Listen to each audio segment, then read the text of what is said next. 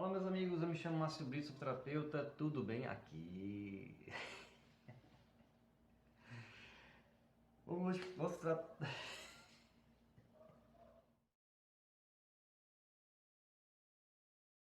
Olá meus amigos, tudo bem com vocês? Aqui é o terapeuta Márcio Brito e hoje nosso assunto vai ser hérnia discal, mas antes de começar, vamos nos alongar. A recomendação agora é alongar. Abraça o tronco, dobra o pescoço, dobra o tronco, volta a mão para a torácica, volta a cabeça, sempre alongar, alongar antes de qualquer atividade, certo? Nossa primeira atividade de hoje vai ser alongamento, depois a gente fala sobre hérnia discal, vamos falar muita coisa sobre hérnia discal. Vamos desenhar aqui no quadro algumas coisas importantes, a estrutura interna da hérnia, para vocês entenderem com profundidade o que realmente é uma hérnia discal, certo? Mas sempre antes de qualquer atividade, alongamento, lembra disso, antes do trabalho, alongamento, sempre. Mas antes de começarmos, se inscreva no nosso canal, curta e compartilhe nosso vídeo para que mais pessoas possam receber nosso conteúdo e também possam se alongar.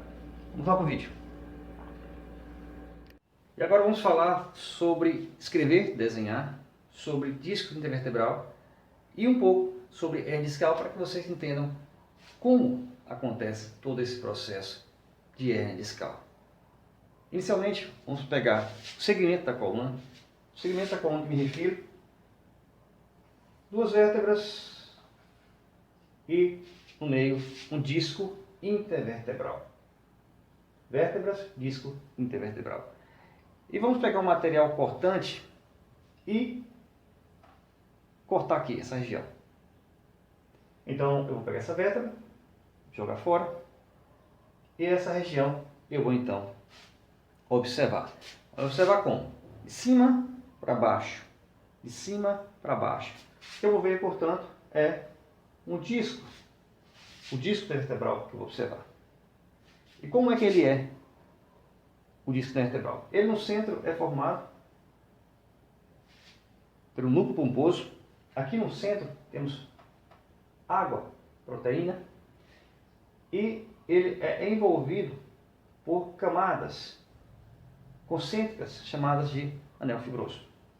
Então, o centro do disco é formado, portanto, pelo núcleo pomposo, que contém água e proteína, e perifericamente o disco é formado pelos anéis fibrosos. É como se fosse uma cebola. Quando vocês cortarem a cebola, vocês observam de cima para baixo, vocês vão ver uma estrutura muito parecida com o disco intervertebral. Vamos fazer de conta. Vamos fazer de conta? Parece brincadeira de criança, né? Vamos simular um movimento de flexão anterior. Então, o que acontece quando se faz a flexão anterior do tronco? Temos duas vértebras, uma vértebra inferior, uma vértebra superior. Normalmente na flexão, a vértebra superior ela anterioriza. E o disco fica assim, posicionado. Ele é deslocado, portanto, para trás, para posterior. Eu flexiono e meu disco vai para posterior, vai para trás. Certo? Mas isso a gente vai observar nessa figura aqui. Então, quando eu faço a flexão anterior, o meu núcleo pomposo ele desloca para trás. Ele vai nessa direção. E quem segura o núcleo pomposo são as camadas concêntricas. As camadinhas que a gente falou da cebola.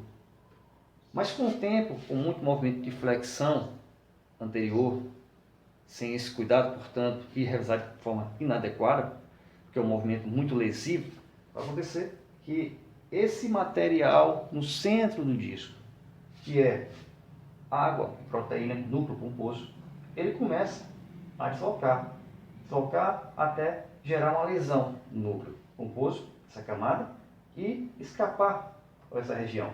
Então começa a ver o que? Uma lesão no anel fibroso. E esse material começa a, portanto, escapar por aqui. Aí está no início. Mas o que vai acontecer é que essa pressão, esse material que está escapando, ele já faz uma pressão lá na camada mais externa do disco vertebral e forma essa ondulação que é chamada de protusão discal. Então isso aqui é uma protusão discal. ainda na fase inicial. Mas com o tempo, realizando as flexões devidas, não tendo esse cuidado com a ergonomia, na verdade, matando a ergonomia, vai acontecer que esse material começa a deslocar mais, porque vai havendo mais lesões, certo? Nas camadas concêntricas, e o material, portanto, vai escapando cada vez mais. E essa protusão, consequentemente, vai aumentando.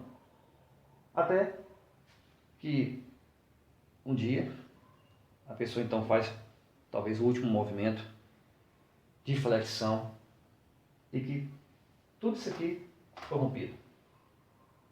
E o líquido então vem para essa região e rompe a última camada também.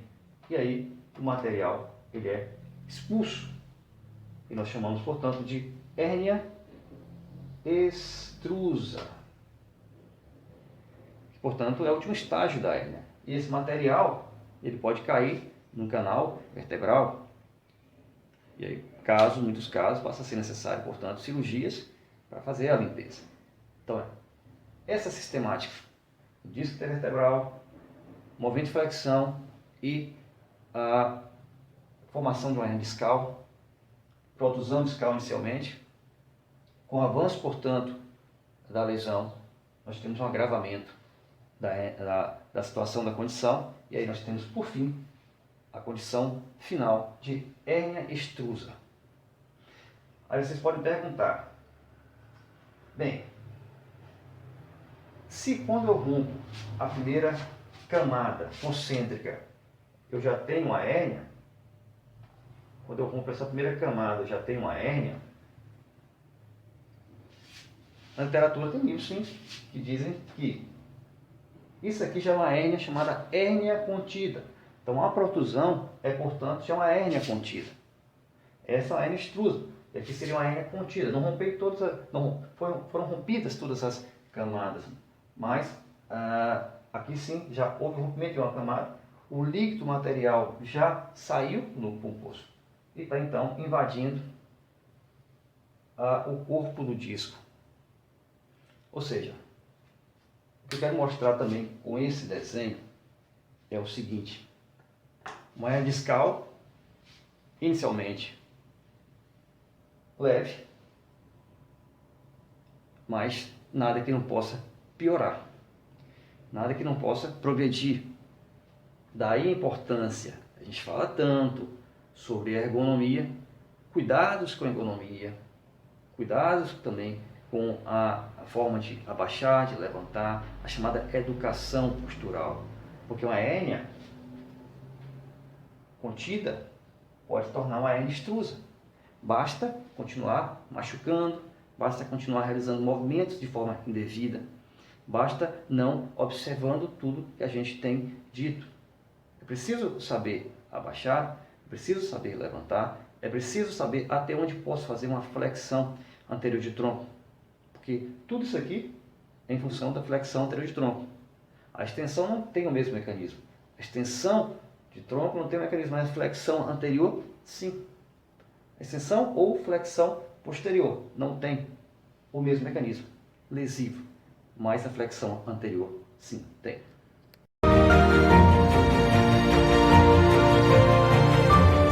Enfim, chegamos até aqui. Espero que tenham gostado do nosso esquema que desenhamos com o objetivo de facilitar o entendimento. Acredito e tenho certeza que é a melhor medida para compreender é exatamente em esquemas didáticos, a gente desenhar essas estruturas e ir explicando. Mas, se você tem hérnia discal, comente aí, deixe seus comentários, não tem vergonha não, comente, eu peço. Deixa aí um pouco da sua história, compartilhe com a gente. Todo mundo tem uma história para contar, e quem tem a história de hérnia discal, comenta aí. Eu mesmo tenho uma história, eu tenho 2 hérnias discais, e você que tem hérnia discal, vou dar agora uma grande esperança. Eu tenho 2 hérnias discais, mas vivo tranquilamente. Eu faço atividade física, eu faço academia, corro, sou ciclista e nada interfere, não sinto nada. Logicamente que eu já tive crise de hérnia no início, eu sei muito bem o que é uma dor latejando, membro inferior correndo, né? Aquela dormência, aquele formigamento. Eu sinto muito bem, eu lembro muito bem, eu tenho na memória o quadro de dor, de dormência porque a gente nunca esquece essas coisas, né? Mas todo mundo vai ter um evento de dor lombar na vida. Na verdade, todo mundo não, minto. 80% da população vai ter um evento de dor lombar na vida. Já teve, tem ou terá. Isso de acordo com a Organização Mundial de Saúde, dados da Organização Mundial de Saúde. Eu quero passar para você exatamente é que você com a hernia discal, ou você que não tem ainda uma hernia discal, que não sente nada, é então importante que você se previna, né? Faça aí um trabalho de estabilização, procure, portanto, obedecer às determinações ergonômicas da educação postural. E você também, que tem hérnia, muito mais aí, deve ter esses cuidados, ampliar, portanto, esses cuidados e saber que tem esperança. A hernia discal, ela não vai te limitar se você tomar as atitudes, as posturas adequadas. Então, hernia discal é complicado? Sim, ela é um problema sério, porque ela pode levar a lombalgia. A lombalgia, a gente sabe que é uma condição clínica muito frequente no nosso país, mas ela não vai limitar você se você tomar as atitudes corretas, você for oportuna, portanto, na educação postural, no trato com a ergonomia, no trabalho de estabilização. Então, você procure atividades que possam, portanto, permitir fortalecimento dessa região, chamada região de core, né? Essa região aqui abaixo do umbigo, pegando lá a coluna lombar. Então é muito importante que essa região seja fortalecida. Para quê? E estabilizada. Para quê? Para segurar a coluna. E assim, segurando a coluna, os micromovimentos eles não vão ocorrer ou vão ocorrer de forma muito incipiente, que não vai provocar nenhum tipo de lesão. Então eu vou pedir a vocês que curtam nosso vídeo, se inscrevam no nosso canal, se você não for inscrito, e compartilhe para que mais pessoas, portanto, possam ter acesso a esse conhecimento. Fique com Deus. Tchau.